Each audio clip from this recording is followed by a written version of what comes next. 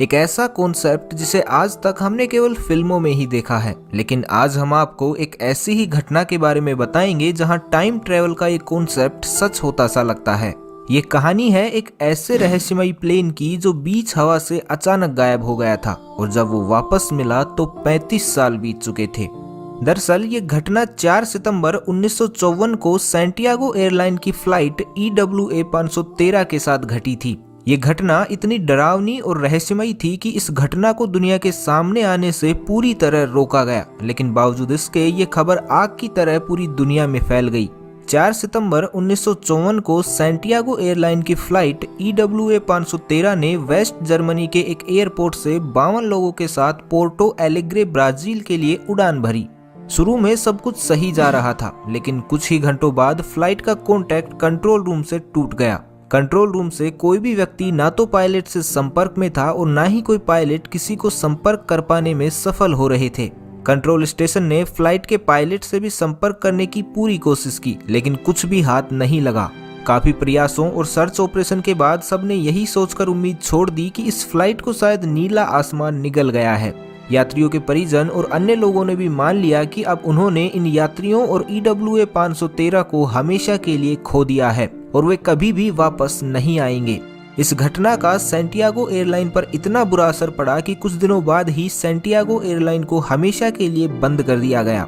लेकिन फ्लाइट और यात्रियों की खोज फिर भी जारी रखी गई, लेकिन किसी को भी इससे जुड़ी कोई भी खबर नहीं मिली। लगभग 35 साल ऐसे ही बीत गए। अब तो लोग इस घटना को भूलने भी लगे थे, लेकिन 12 अक्टूबर 1989 की सुबह एक ऐसी घटना घटी जिसने सभी को चौंका दिया। इस दिन की सुबह पोर्टो एलेग्रे एयरपोर्ट के रडार में एक अननोन प्लेन दिखाई दिया जो तेजी से पोर्टो एलेग्रे एयरपोर्ट के रनवे की तरफ बढ़ता जा रहा था। जब एयरपोर्ट के ट्रैफिक कंट्रोल रूम तक ये खबर पहुंची तो सभी ने अपना ध्यान इस प्लेन पर केंद्रित किया, लेकिन जैसे ही ये प्लेन नजदीक आया तो सब एकदम हैरान और परेशान हो गए, क्योंकि उन्होंने प्लेन पर सैंटियागो एयरलाइन लिखा हुआ पढ़ा था। लेकिन अब तक तो सैंटियागो एयरलाइन को बंद हुए 35 साल बीत चुके थे, तो ये फ्लाइट बिना किसी चेतावनी के कैसे आ सकती थी और अब तक कहाँ थी। सभी लोग इसी बारे में सोचकर घबरा रहे थे और थोड़ा डर भी रहे थे। कंट्रोल रूम के लोगों ने फ्लाइट के पायलट से संपर्क करने की कोशिश भी की, लेकिन उन्हें कोई जवाब नहीं मिला। ये घटना जितनी उत्सुकता पैदा करने वाली थी उतनी ही डराने वाली भी थी, लेकिन अभी कंट्रोल रूम के लोगों को इस बात का बिल्कुल भी एहसास नहीं था कि अभी ये घटना और भी डरावना रूप लेने वाली है, जिससे उनके होश उड़ने वाले हैं।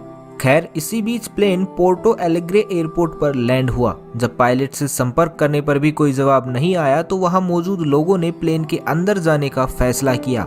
जैसे तैसे वहां के लोगों ने प्लेन का दरवाजा खोला, लेकिन वो अंदर जाने के नाम से डरे हुए थे।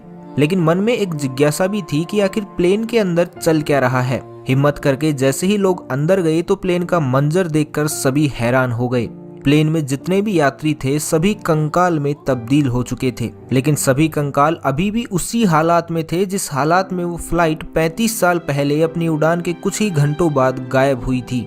यहाँ तक कि सभी कंकालों की सीट बेल्ट भी बंधी हुई थी। अब यहाँ लोगों के मन में काफी सवाल भी थे, जिनका जवाब लेने के लिए एयरपोर्ट अथॉरिटी के लोग कॉकपिट के दरवाजे की तरफ पायलट से मिलने गए, लेकिन जैसे ही उन्होंने दरवाजा खोला तो हक्के बक्के रह गए। प्लेन का पायलट भी कंकाल बन चुका था, लेकिन पायलट के हाथ अभी भी प्लेन के नेविगेशन कंट्रोल पर ही थे, जो बहुत चौंकाने वाली बात थी।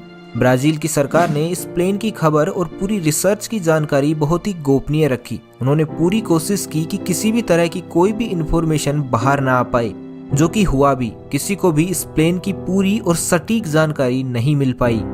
जब ब्राजील सरकार की तरफ से इस तरह का रवैया दिखाया गया तो इस बात ने बहुत सी इन्वेस्टिगेशन एजेंसी का ध्यान अपनी ओर केंद्रित कर लिया, जिसमें से कुछ पैरानॉर्मल इन्वेस्टिगेशन एजेंसी सबसे आगे थी। इन्वेस्टिगेटर ये जानने में बहुत दिलचस्पी दिखाने लगे थे कि आखिर उस दिन क्या हुआ था। आखिर उस घटना में ऐसे कौन कौन से राज छुपे हुए थे जो पैरानॉर्मल एजेंसी और ब्राजील सरकार बाहर नहीं लाना चाहती थी।